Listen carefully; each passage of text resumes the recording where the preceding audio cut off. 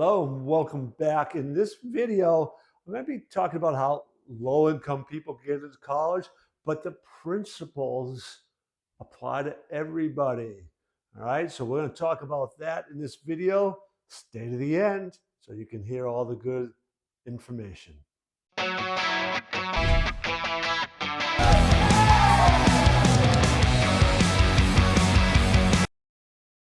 First, I want to talk to you about the amount of money that's available for college students. We would also want to have a conversation about what's it mean to qualify for that money. You need to understand also the programs, right? All that money fall into different programs. What are those? We want to be looking at your mindset as well, because the mindset is going to factor in this whole process. All those things we're going to be talking about and more in this video. First, you got to understand how much money is available. According to the College Boards, between 2021 and 2022, $234 billion was awarded to students to help pay for college. $234 billion was awarded. There's over $1 billion that go unclaimed every year.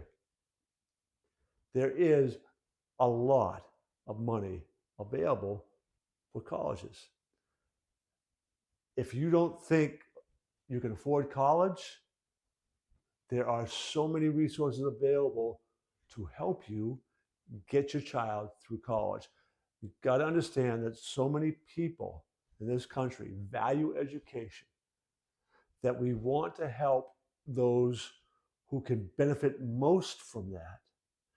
And quite honestly, poor people, you want to break that cycle of poverty for centuries in our country's history.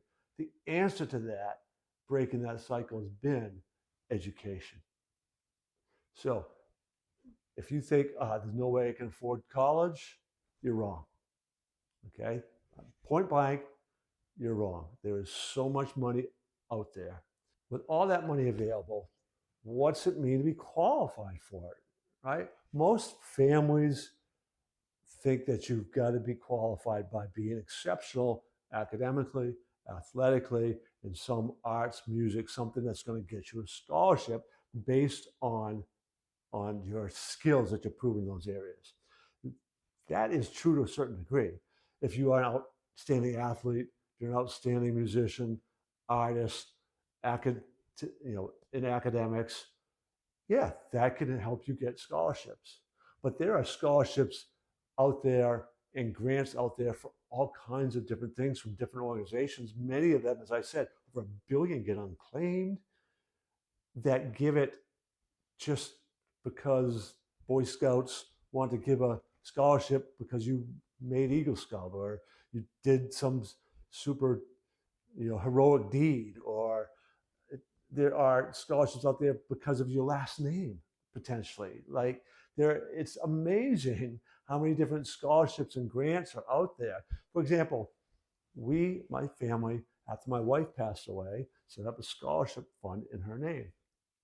We have been able to give out a $5,000 grant to a student from her high school each year. Right? That's $5,000 grant. Nothing they apply for in this case yet. Might be changing that, but it's something that administration, teachers get together, decide who fits the criteria of what we're looking for, right? But there are grants like that that get given out or people can apply for that many of them don't even know if the money still sits there and accumulates even if nobody applied for it. So that's the thing you've got to understand and recognize is you don't have to be just really good at something. Your qualifications will depend on the grant or the scholarship that's being offered, and you need to look and check out exactly what that is. When you are beginning this search and trying to figure out how you're going to pay for college, there are grants, there are scholarships, there's federal grants, and schools often have grants and scholarships individual schools. So figuring out what schools have available might steer you towards one school or another. Example, Stanford, Harvard, and Amherst have programs that anybody earning below a certain threshold can have the school paid for. If they qualify to get in, they can have the school paid for, right? So schools themselves sometimes have had rich donors say, oh, we're going to leave this scholarship, but it's going to be for somebody who exhibits X, Y, and Z, somebody who's been really involved in their community, somebody who gave back, somebody who volunteered their time for this organization. There are countless of things like that that individual schools will have. Right? So you have student loans. Now that you have to pay back. So that's a separate thing, but they have that. The school financial aid, right? Work study programs that you can actually earn money by doing work at the school. That's a type of program that can help you pay for it. Scholarships, grants, right? Those are things, different types of programs that you want to be looking at and searching. Some are federal, some are national, some are individual school-based. That's what your research needs to kind of begin looking for.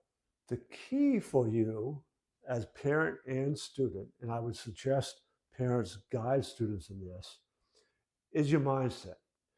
And again, I repeat this over and over and over, but one, the beliefs that you have about what's possible are going to really be important in helping you stick through this. And finding the answers, right? Coming up with those questions and persevering to do the research to find, all right, these are the schools I think I might be interested in. What sort of grants do they have in particular? What sort of scholarships do they have in particular, right? That can begin maybe help you narrow down the schools, or maybe as you do your research, again, it takes some time to do this research, right? You find a school similar to this one on your list that has a grant or scholarship that you think, oh, I can get that. I can qualify for that. And that might make up the difference, right? So your ability to stick through the research over time is really valuable. And one of the experts in this, a woman by the name of Denise Thomas, who actually, quite sadly, she was a colleague of mine, helped me kind of get started with what I'm doing. And she kind of wrote the book on the subject. She just recently passed from cancer. God rest her soul, but she had helped so many people find this. She'd done the research and show them through the process of knowing where to look and then how to apply and get this money. About 30% of her clients left college with money in their pocket, and 100% of our clients got scholarships and grants and money to help pay for college. So reduce that kind of debt load dramatically. She learned this through her own needs. She and her husband he lost his job, his business in a 2008 crash, and was unemployed. She had been, I don't even remember what she had been doing for work, but anyways, they were struggling financially, right? Lost a good paying job. They actually started up out of necessity a landscaping business, but her concern was their kids, I think, were like middle school at that time. Oh my gosh, we don't have any savings. How on earth are we going to pay for college? They need to go to college to be successful. So she started doing all this research, and this research she turned into her own business. You can find her story on a podcast interview I did with her, but that research, all that information, she was able to find out there so that her children got $199,000 in scholarships and grants and aid, came out of college with no debt. That's a nice deal, right? You get that college education and you have no debt. That's what most parents want. So whether you are poor or not, there's the solution to it. And if you don't have much money, there are a lot of schools that really want to get you in. They want to help you break through. They want that. There's a lot of opportunities out there if you don't make much money. Well, I would encourage you, after listening to that, to engage with this video by leaving some comments, leaving your experiences, maybe even your fears, like, I don't know if that's really possible. Leave some comments, leave us a way to kind of get back to you. I want to encourage you that it is possible. I know people who've done it. Denise Thomas's story is fantastic. Anyways, engage, like, share, comment, and then come back and visit us some other videos.